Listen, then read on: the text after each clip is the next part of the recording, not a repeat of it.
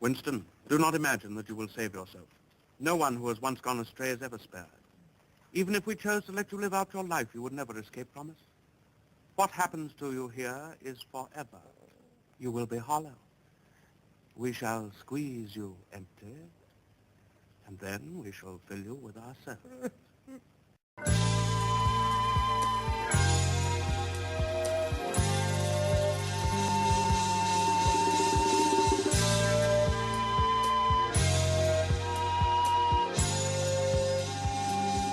Hi, I'm Alan Watt, and this is Cutting Through the Matrix on June the 22nd, 2014. I like to read the letters that come in to me and the emails because it gives you such a cross-section of society and it tells you how they're thinking. It lets you know how they think, what's brought them to conclusions, even phases they go through in their lives as they search for different truths and the answer to everything. It always brings me back to the basic essential that mankind is always a prisoner of his own age, regardless of the age you're born into. In ancient times, we think we know so much about, through history, about ancient peoples and trends and so on. People really were thinking in a mythical way much of the time too, because they didn't understand basic education. They had none, most of the people, and they were easily swayed by early religions, the paganistic kinds of religions, right down to even sacrifice, because they were terrified of nature in itself, or bad crops, or disease coming in. They would put it down to a curse or something they'd done wrong, offended their deity, and they'd make what they thought was recompense. The ultimate sacrifice was generally human life. In between, of course, it would still come down to animal sacrifice to appease the god or gods. One of the more frequent events that happened in ancient times, of course, and through many, many centuries up until the last few, were invasions from neighboring tribes and peoples, and subjugation of the public into slavery or serfdom of one kind or another. But for long times in between, periods in between, you would have fair peace, regardless of the conditions that you're forced to work under or live in. People do adapt into the most horrific circumstances at times, and we are adaptable, as Darwin said. And that's a survival mechanism to get us through hard times, maybe even for centuries at a time. It depends where you happen to be at that time and what you're born into. But you find to the rise of the super religions that came along, again, products of their time, their area, civilizations and so on, and the theology built from the cultures of those areas as well, and added to it, and didn't really become powerful in a sense until they could use armies. Armies were used to reinforce. When the majority accept the rule of a particular religion, the armies are then used to enforce it for a long time. That's often forgotten today, as the present religions that are survivors of these of earlier phases, they alter and change with their times as well, naturally. We also have the so-called progress of science, which has a tremendous impact upon the way we live, the conditions, the system in which we live, etc. And during the revolutionary phases, especially during the industrial era, we find that countries were overthrown because of the conditions that the peasants were forced to work under, radically different from their previous generations, where they'd lived on the land, at least, even if they were still serfs or slaves, you might call them, because you grew up, you're bought and sold with the land. But for most peasants, it was a fairly serene life. They were left alone. They had less bureaucracy interfering in their lives than we have today, in fact. And they were generally left enough to live. Occasional famines came along, and you took your chances, and you might perish or not. Plagues, all of these things came along and went as well. So it depends on the time that you live in. But during the revolutionary phases, led to nationalism, in fact, which most of them definitely did. Nationalism was always the outcome of big revolutionary phases in the 18th century and onwards as well. And nationalism in itself brought on a whole new way of living, brought the capitalistic systems to the fore, where capitalists then ran the countries at the top, they ran the governments. Often they were one and the same thing, put their own boys into, or even themselves into politics. And the serf was simply moved, as I say, in industrial age from the land to the overcrowded cities and forced to do 14 hours a day sometimes of cheap but very hard labor. The revolutions came out of that too. And don't ever forget, during these periods, the intelligentsia at the top, the well-educated intelligentsia, lots of leisure time, you need that to be part of the intelligentsia. They could look at everything and look at history itself and look at their present conditions and realize they couldn't hold on to this system forever unless they began to modify it and give the appearance of justice and the appearance of some freedoms for the general population. Then they would allay a lot of the reasons for causing revolution. They gave you democracy, in other words, too. You always find the class that rule through any particular structural system, regardless of what it's called, even really a religious extent, are a political class. You can't separate the two. Power comes with total rule and a total adherence. If it's a faith or politics or whatever, it's always the same product at the end. It's a form of power. For those, you can also get minority groups, religious groups who are also incredibly wealthy because being an in-group, they can work tremendously well with each other. They trust each other totally, almost like a secret society. And they could take that course by increasing wealth and gaining power through their wealthy status, etc.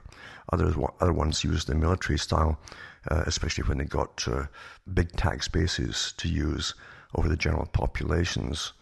But then you've always got the chance of rebellion because you're always taking more and more money from the general public. So this is the cause you'll find of wars, part of the cause for wars, many of the reasons for wars too, and even mass movements. And you can't really separate the two, because the first thing a nation must do, or the leaders of a nation must do to get a country on board for any kind of war or massive change is public support. That's where propaganda, of course, comes in, mass persuasion. But you have to have the reasons behind it where the mass persuasion will seem to work. Otherwise, it will simply not take off at all. Today we have scientific propaganda. Tremendous science is involved in persuading the general population. It's pretty well perfected, so they have less chance of outright rebellion or loss of support from the general public for whatever happens. That's why we can have so many wars, ongoing perpetual wars, they call them from the military academies today. This is what it's called, perpetual wars. This is the age for perpetual war, where most of the public don't mind. They don't see the amount of money being squandered to fight various wars. They don't see or even meet those in the big corporations that benefit from the wars. And they have simplistic propaganda as to the reasons why the wars are being fought in the first place, which they often believe completely. It's very simplistic, and propaganda is always kept that way, very simple for the people. If you make it too complex, people can pick holes in it quite easily and find out that it's all a scam. Over 100 years ago, people who worked, intelligentsia that worked for the big nations, the big superpowers, realized that as they pushed towards globalism, which was always their goal, they would have a lot of kickback from the nations that they'd created and to be nationalistic. People get used to having their own nation. You have slightly more protections to do with food and prices at home, for instance. When you go global, you lose those protections and you lose whatever identity you think you have with influxes of people from abroad, of different cultures, etc. This is all understood over 100 years ago by the countries that had already formed leagues, as like the League of Nations, for instance. And these are big superpowers that knew where they were all headed. They knew they had to work in concert to get where they wanted to go and to bring in new policies. Hence, the societies that worked behind the scenes and ran politics from behind the scenes, like the Milner Group, Alfred Milner, his group joined with the Rhodes group and became the Royal Institute for International Affairs, also called the Council on Foreign Relations in other countries. But they had their big think tanks working all the time from then to this present time on how to keep people fairly happy as all these massive changes took place.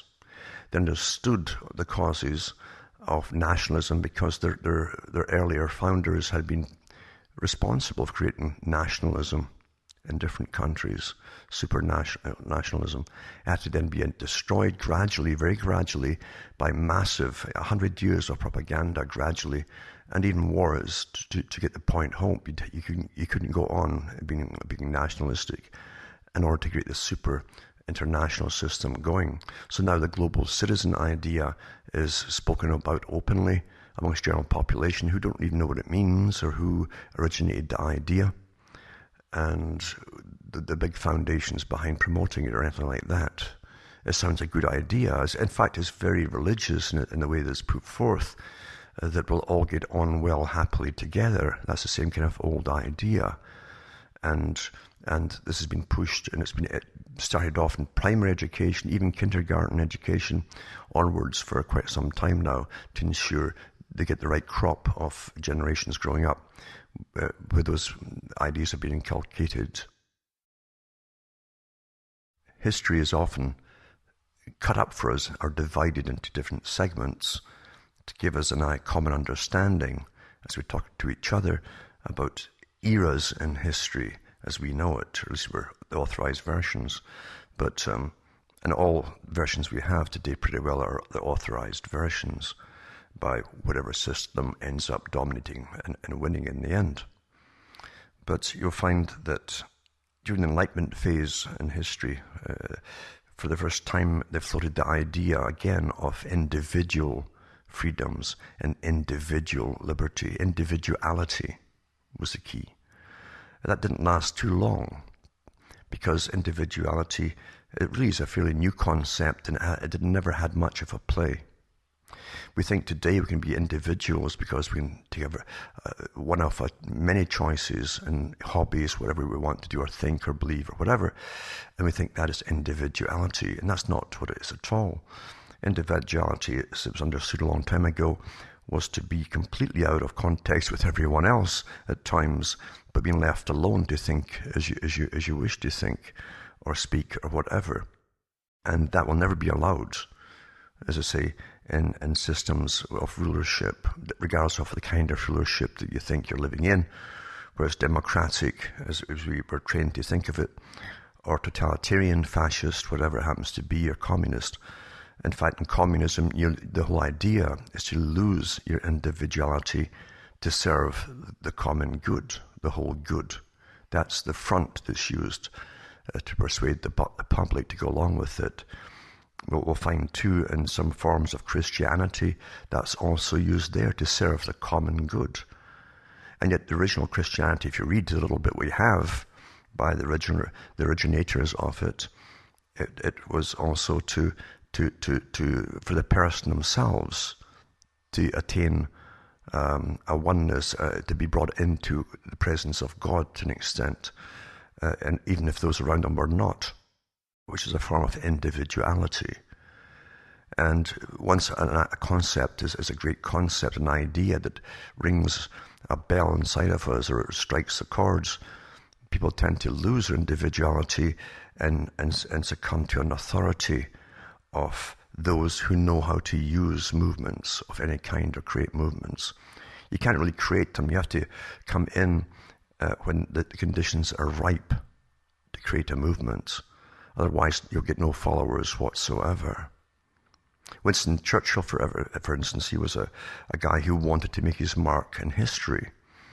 Maggie Thatcher was too, and she said Churchill was her hero. In fact, he led Britain through a war, and she couldn't think of anything more great in her lifetime than to be the proud position of leading Britain through a war. So she got her little war called the Falklands War. But that was to get her name down in history. But Churchill himself, during the 1930s, early 30s, couldn't make a mark for himself. He'd even change parties often, depending which way the wind was going, and he was ignored until World War II really came to conclusion, an inevitable conclusion for the beginnings of it. And suddenly, because he was a man on the spot, you might say, who'd verbalized so much and been listened to and got so much propaganda put out, he was a man put in charge of it. You don't need to be intelligent to be what's called a great leader, and you don't need to even be a fanatic, and you simply have to have those people around you, the officer class, if you like, to believe in you as though you're some kind of holy guy. They're the guys who put things into to shape, to get the plans into working order and make it happen. But the person at top doesn't really have to do that. So things are more complex often than they're portrayed to the general public in very simplistic forms. Globalism has its backlashes from the public too, because they're feeling the pinch of their standard of living in the West, and they have for a long time, plummeting like a stone. And that's all part of globalization, because those at the top have their peer groups in other countries who also, and so they all collectively see the people beneath them as the masses, or the peasants, you might say.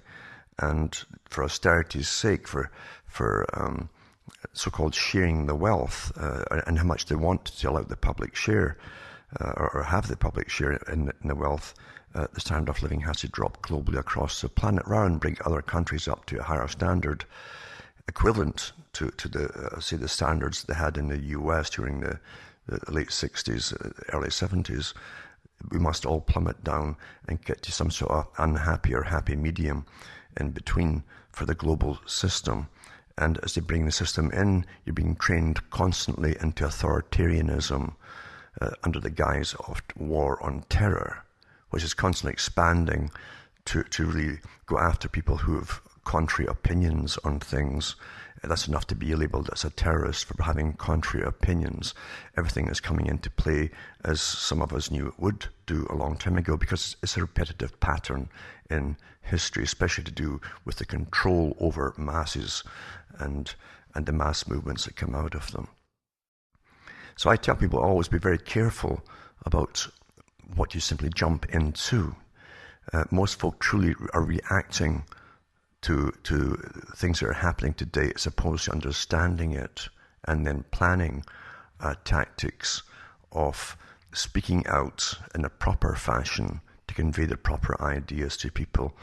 And things will take time, obviously, because it takes time to get messages out to the public, so that maybe down the road, who knows when, the public will demand, and that's what it is, demanding the proper kind of change, not the guided change we're used to, the manipulated guided change that we're used to, of the same intelligentsia that already rulers, but something that's more original from the general public themselves.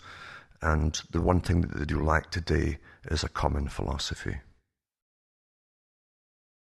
There's a lot of irony, and even the student protests that you often see, because students have always been used via the professors, who are deliberately inserted into a lot of universities to get protests started, to get the big ideas started, which are always eventually controlled and very often lead nowhere. Or where they do lead is exactly where the powers that be wish them to go end up. And they do. They always think it's from themselves. Every generation, especially the young, think they're behind the big changes.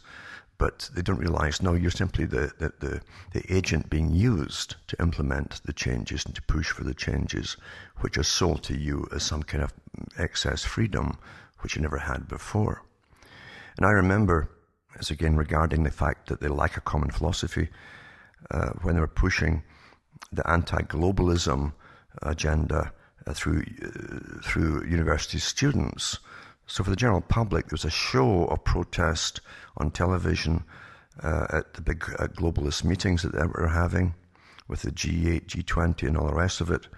And the students would turn up en masse. And these big meetings are all, it's like a circus. You get people dressed like clowns with drums. All the different old hippies turn up as well.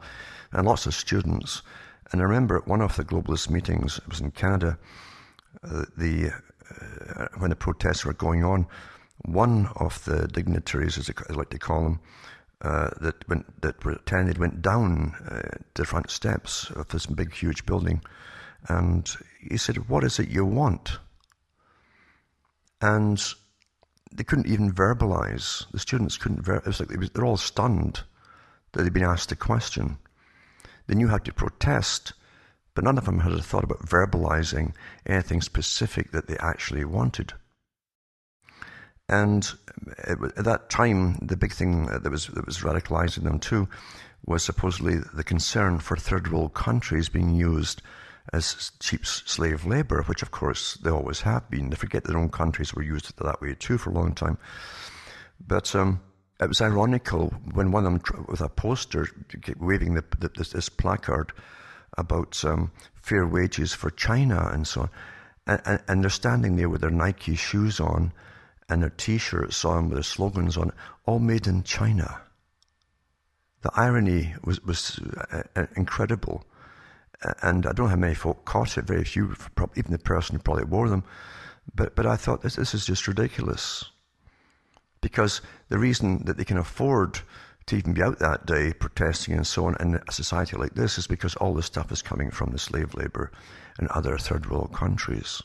And they like to wear the things that are produced for them with their brand names by the big corporations and all the rest of them that own the slave labor and the new factory plantations. They all have their cell phones today, all their cheap electronic gear. But no, they don't see the irony at all. They themselves, if the people over in China were paid adequate wages, wouldn't be able to afford those cheap cell phones and their cheap entertainment that they have today without the slave labor in China. I'm not saying it's right. I'm just pointing the facts out. That's all I do, is point out facts. Now, this is what you'll find in the 21st century, especially. It was already happening the latter part of the 20th century, but so-called big movements and protest movements and so on were actually advocated from the top, not from the bottom. The bottom were always used, unknowing to the bottom bunch, but they're often financed. The groups were financed by big foundations. The foundations are simply the alternative political means, or one alternative of the political means to get things noticed and discussed in politics, which the big foundations and the guys who own them also own. They own the political establishment as well. Therefore, these protest movements are authorized by the governments which they're protesting. I found that out a long time ago.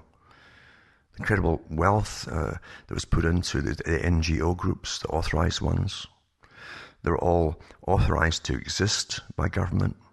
They got funding from government. They got funding from foundations. The leaders were trained professionals. And how could that possibly be a grassroots movement? There's nothing, you don't find grassroots movements today. If you did actually, and they were not authorized, they'd be banished very quickly or taken over and then authorized and licensed. Today we really have well-funded, authorized opposition groups of all kinds, well-managed, so that they never end up really doing anything or changing anything, and definitely never to the extent or even the direction in which they're supposedly there to exist for. So, unless it's authorized from the top. The West studied the Soviet system carefully. In fact, they were heavily involved, I've mentioned so many times, in the creation of the Soviet system, and we funded them and fed them during the entire Soviet era. They could even feed themselves. But it was a big laboratory for getting away with things on testing on individuals and small groups and large groups and the whole population. Fantastic laboratory.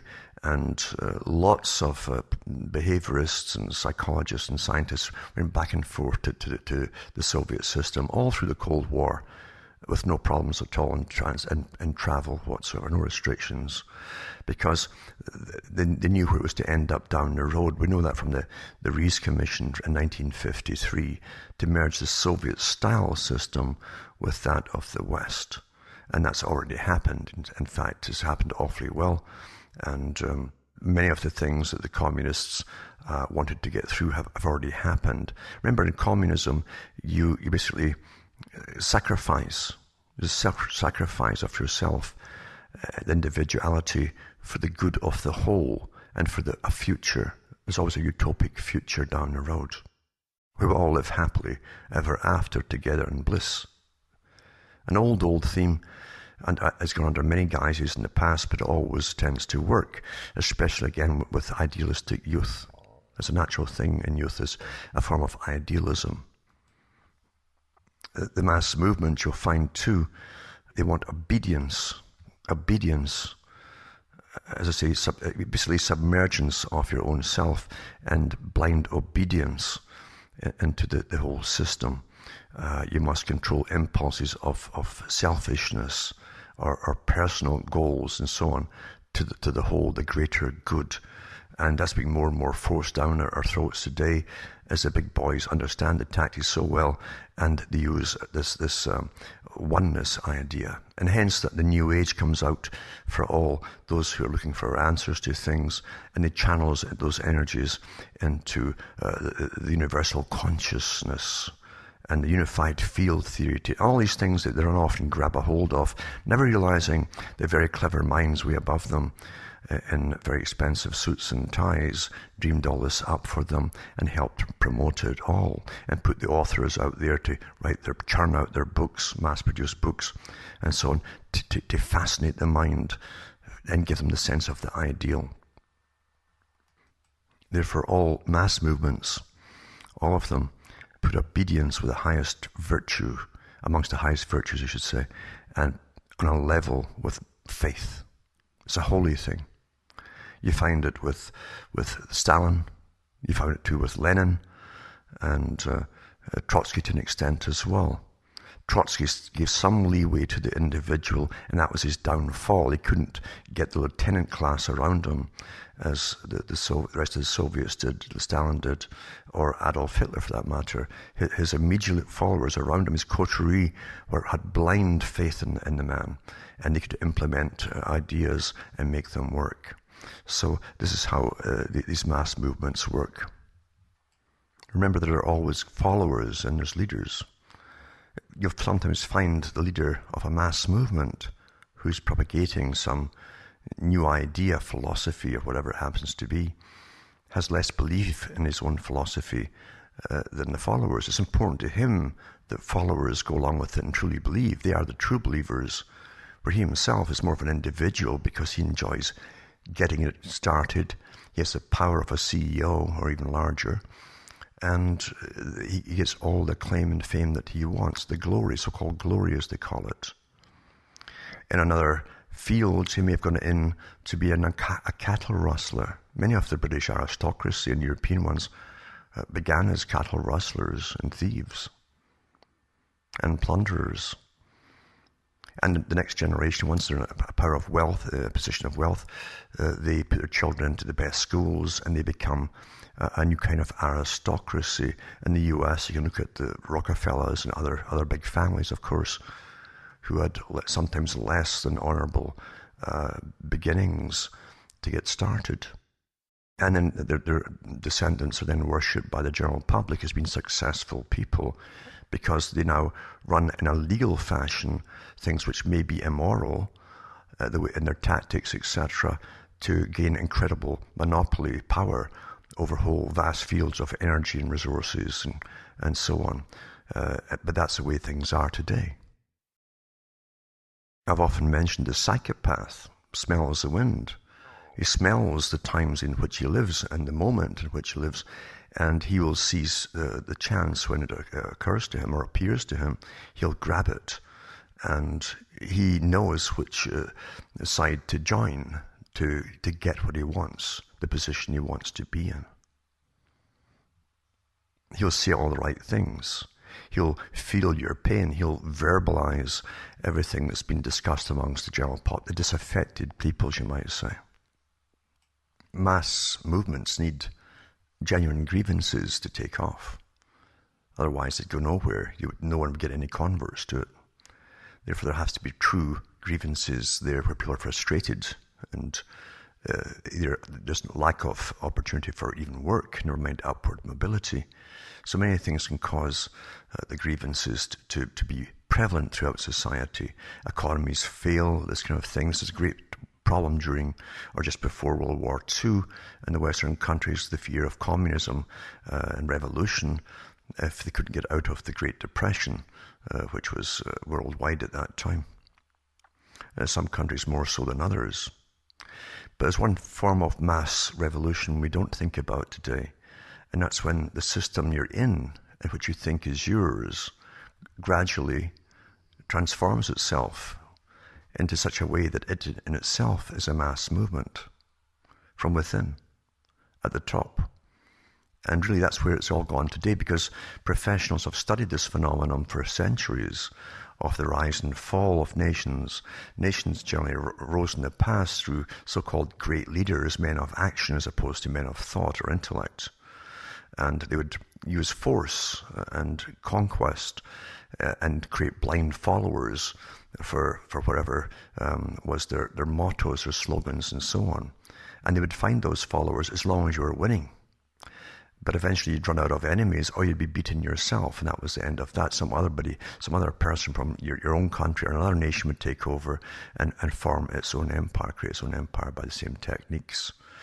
We seldom think that your system that you think is democracy can be taken over from the top by elites and intelligentsia who have studied this phenomenon and who understand it perfectly well, that they can't allow this to happen in a time where, even though we have these wars across the world, we don't have the all-out great wars, as they call them, or world wars going on forever. We do certainly have perpetual wars, there's no doubt about that. And therefore they came up with ideas to manage the public in a more scientific manner. I've mentioned about many of the big players in the past that helped to decide what kind of system they'd bring in and how to manage it and manage the general public. And in such a way that incrementally and through training and education, generation by generation, they could hold on to a society as they were taking away the rewards that that society had from their work and their labor and their adherence to the system. That's what we're in today. And if we're going into global society and a system, you have to be constantly monitored. That's one thing about it, no doubt about it. Force is always used in mass societies, coercion and force. And the force can take many guises today, of course, under the guise of terrorism, or anti-government or anti-establishment, whatever it wants to be called, whatever. That's a technique that's used today to nip things in the bud before they can get out of hand. As a system that you're being trained and told is yours, even though the general public, the average person, can see that somehow this is not the system that's propagated to them through propaganda. It's not the same system as actually exists. It's something beyond that. And there's many names for it, of course. We call it fascism, where corporations rule, and they rule governments too. And it's very, very true. It's closer to that than anything else. But the same fascists give you a form of collectivism down below. This is what they call this new system of austerity and communitarianism for the global society. It's very, very clever, because there are countless think tanks working full-time, and they have access with intelligence networks of all our data constantly. They keep the pulse of the public. They know what the topics are, the themes that are coming around the public, and what they're chatting about and so on, and they know how to nip it in the bud and try to counter it. This is the delicate process that's going on today. Over playing their hand at the top would require excessive force. And I don't want to show excessive force, because that's exactly what the communists tried to use from the Soviet Union on the West.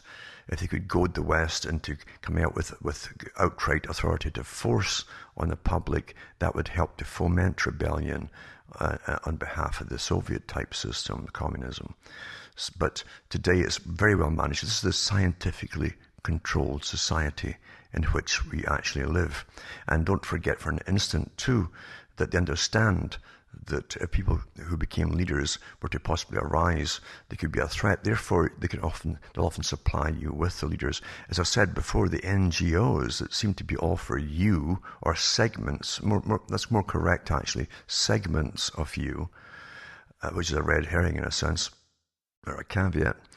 You don't realize that they're not yours at all. They're being funded, as I say, by you. Your tax money funds them, and the big private foundations, which are front organizations set up by the big, giant international corporations and very wealthy families. If you truly lived in a democratic society, you would all have the same rights.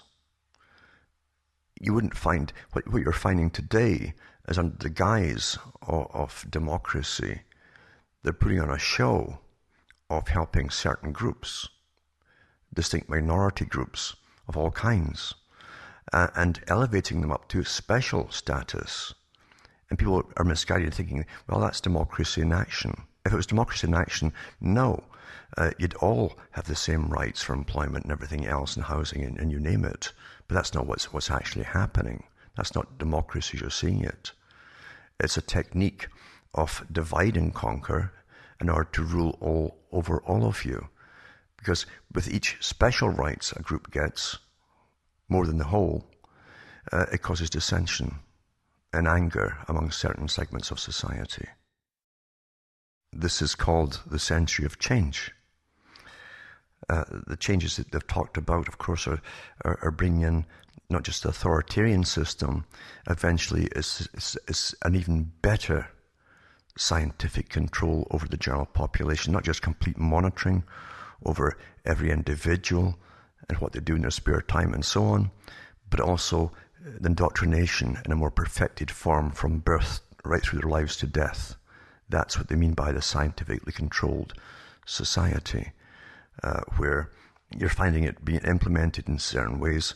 Very old idea, by the way, through psychology and psychiatry and pharmaceutical agencies working together by the drugging of young children and the mandatory testing of young children throughout their lives from the age of 2 years old or even younger, as in the case of Scotland with the GIRFIC program. So this is to make sure that there's fine adjustments given to the child all through and upwards through their lives, constant psychological evaluations, testing them for their opinions to make sure that they're standardized. If they're not standardized, they'll have to be rectified or drugged or whatever else and go through therapies to be properly adjusted. And this is our scientific control. And it's not to end there. We also know that massive amounts of money have gone into fields, not just big pharma to do with active mind or control substances, but also we find it in the electrical systems as well of the body, where they can be manipulated, fine-tuned and so on from outside the body and manipulated by magnetic waves. And we know that the body cells work on very minute currents. You don't need a strong signal to do so. Therefore, single antennas in certain areas can cause our moods to change, very simply and cheaply too, for the authorities, and make you passive. And passivity also makes you more suggestive to propaganda, things like that. So you find there are many techniques at play right now to ensure the rule done through society without some great massive upheaval, as we've seen in the past with great mass movements, which caused massive bloodshed, etc., etc. These are the reasons they give at the top for quietly and secretively implementing these techniques upon the general public today without their consent, for the greater good, in other words, for stability. Something else those at the top have learned, and I don't mean temporary rulers, or what you see as temporary rulers, but this perpetual system that's always there, generation to generation. What they also see and understand is that anything which is too overt will be resisted by the public in some way or another, at least by a segment of society, and therefore they put so much money and incredible studying into us, how we tick, how we work, etc. Human nature, you might say. And they found, of course, that if they make things attractive and appealing, we can actually swallow the poison, you might say, because we get some benefit, even though temporary, in the actual taking off the poison. And by that I mean, if we look at the effects of electrical radiation from cell phones and so on, almost everyone's got the cell phone today, because from the cell phone they find a gratification there of things which they wouldn't have without it. So this is how they plan to implement all the different techniques down the road, is making things desirable. We desire, to an extent, our own demise because of the temporary gains we think we're getting from the gadgetry which are being supplied and where they want to take it down the road, as I say. It was interesting to me, for instance, that many of the studies I've done on hidden cameras, CCTV cameras, which they're using in some of the elderly homes, where they're occasionally looked in upon by workers. Sometimes, if they're fairly ambulant, they're not looked in so often, but they have the cameras there and they're monitored. They found out that people wouldn't behave or relax properly if they knew they're being monitored. So when they could hide the cameras, the people would know they were there, but accept them and gradually forget their presence altogether. It's much the same with the way things work today with society, and where science is taking people. Is very, very effective indeed. The Pentagon has put out papers, other universities have put papers out on of the electrical phenomenon, the way that the eye perceives things, for instance, with high definition and high pixels, etc. And the Pentagon did publish papers that they could weaponize, that had tried it and it worked. They could weaponize a screen by simply using certain colors and frequencies and subliminal flashes, which could alter brain patterns, and even if they wanted to, they could cause electrical signals to turn off the impulse that goes to the heart and stop the heart. Totally weaponized, very scary stuff. So that's where most money goes. It's not going to help people, it's going to control people. And this is a phase in history which we've never seen before, because generally plots were uncovered and the public would have a righteous indignation. People of different persuasions of faith or whatever could come together and agree that this was all bad and do something about it. But today, with the techniques of psychology, behaviorism and neuroscience all working together, then it's much more difficult, especially when the general public still are addicted to certain things like entertainment, constant entertainment. Now it's instant communication and perpetual communication. They can be influenced much more easily by things which are invisible to them, but in their possession. This might seem far-fetched to some people because you've been trained to be skeptical about things like this. That's not made a big deal of by the media. The media tells you what to think about, what to even worry about, because you've come to accept it as an external part of your own reasoning, and it's not there for that reason whatsoever. But you've got to understand that medicine is specializing, and has been for a long time, in certain areas to do with electrical impulses. They've been checking out the frequencies of each type of cell, tissue cell in the body, and every organ is made of different tissues. They give different frequencies off and so on, and even the nourishments that pass along the body and enzymes and proteins have a frequency too, and when it matches the particular one of that tissue, it transmits across to the actual tissue itself that uses it. Other frequencies are bypassed altogether and ignored. So this is a spin-off of the weapons industry. All medical so-called revelations that come along come as an offshoot of the weapons industry. And weapons, remember, we've got to stop thinking of just basic weapons like cannons and all the rest of it, and think of it as overall structures of control, because that's really what weaponry is. And it's being used on the general public in ways which they don't understand or even know that exist. Even during the early days of radar, they understood perfectly well, very quickly, the effects of people who stood in the transmission paths of radar, the health effects. And they also understood those around the frequency, because there's always a scatter off a beam. There's an outside scatter, they call it. And those around those areas, particular scatter, would become ill in very specific ways, which were soon understood, the common symptoms, etc. But the same thing's happening today with all the Wi-Fi and microwave energy in the air. There are over, I think, 700 to 800 new types of frequencies in the atmosphere, electrical frequencies, which did not exist in nature. And we live with them every day. And as I say, since we're chemical, biological, electrical beings, it's quite easy to see how that can be manipulated. And that was the idea of the warfare industry, when they understood that an awful long time ago, that they could manipulate whole populations by certain types of weaponization of these frequencies and directions of them, etc.